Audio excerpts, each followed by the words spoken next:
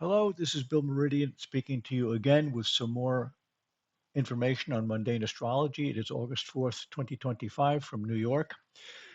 And this is a very brief video that follows up the prior videos about Saturn, Neptune, and scandals, which we certainly are. The Americans are knee deep in scandals at the moment. Over the next 2 days, August 5 and 6, Mars will transit over the eclipse point that is coming up on September 21.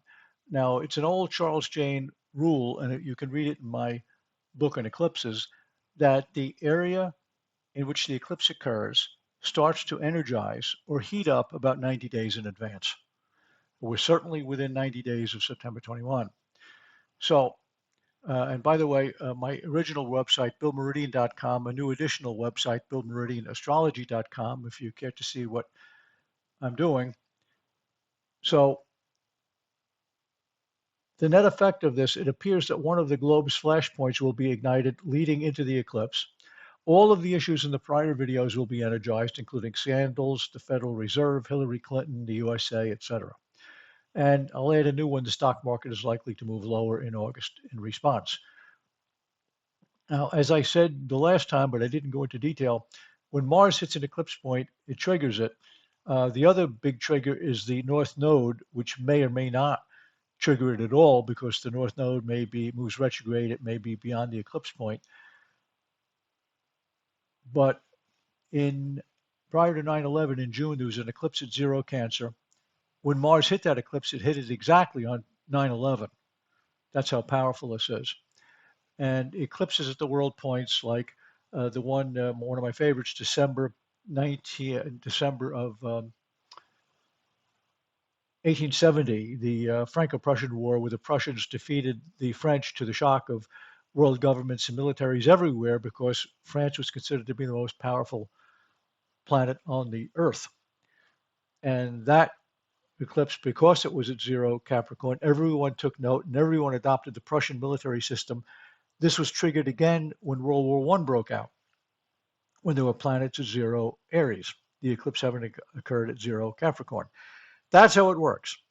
So we rarely get eclipses at the cardinal points, zero Aries, zero Cancer, zero Libra, which is where this one will be, or zero Capricorn. But when they do, they're very important. And when they're triggered, events that are described by the eclipse and its path will all be triggered. I have a video coming up probably before the end of this month that will cover the eclipse in its entirety. It will probably be more than one video long because there are many different ways to look at eclipses. So here we are. Solar eclipse is 180 degrees to Saturn and Neptune.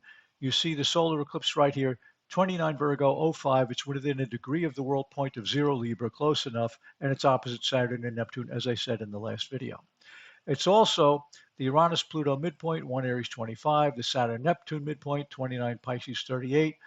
So Uranus-Pluto, drastic changes, Saturn-Neptune, the exposure of many hidden things, great disappointment. So the next 2 days, Mars hits the eclipse point. Now, Mars transits over that eclipse point, and this will energize all of the themes that I've mentioned. I mentioned scandals. We have now the scandal that the prior administration plus Hillary Clinton created the Russiagate illusion to try to knock Donald Trump out of the presidential race. We also, of course, have tension between the world and Russia. And I've already put up a video showing that I think that Russia and Putin will come out on the short end of that one.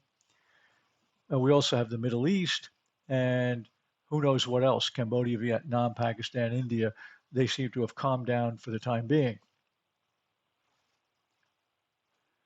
Here is the USA chart, and we know the eclipse is up here. It is only 2 degrees short, or down here. Well, Saturn and Neptune are down here, and the eclipse is up at the top of the chart, about 2 degrees from the midheaven. So that is why the United States is so involved.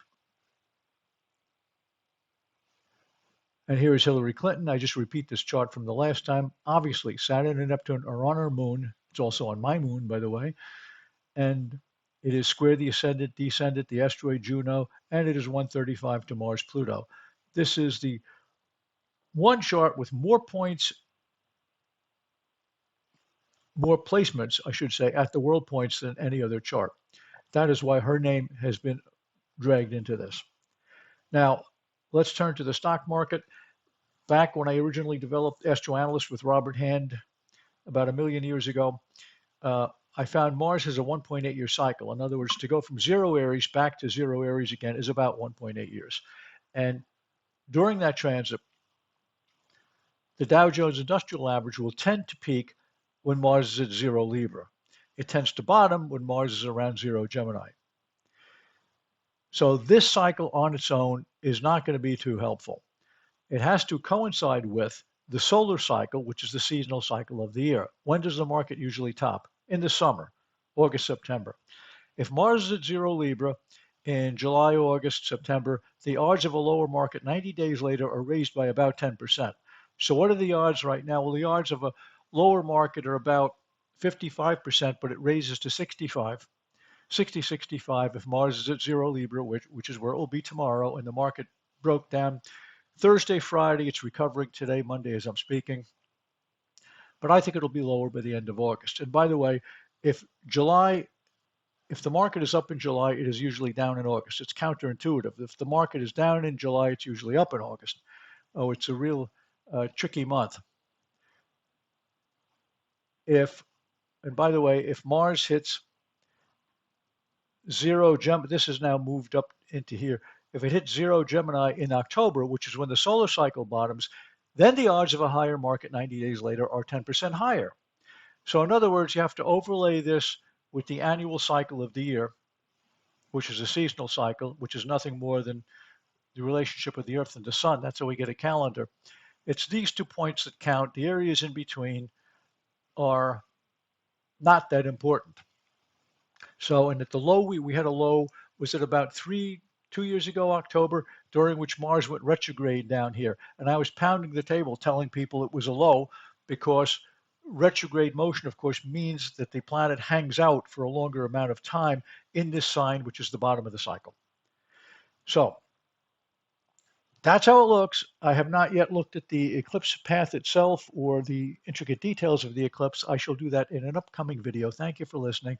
And as always, Mastering Geopolitical Prediction, my book on the mundane subject. There's the predictive power of eclipse paths, and there's In Search 1 and 2. And if you're interested in markets, there is Planetary Stock Trading 4, Planetary Economic Forecasting, Cycles Research Early Warning Service, Cycles Forecast, Political Forecasts, at billmeridian.com or also at billmeridianastrology.com. Thank you so much for listening. Bill Meridian signing out for today. Bye-bye.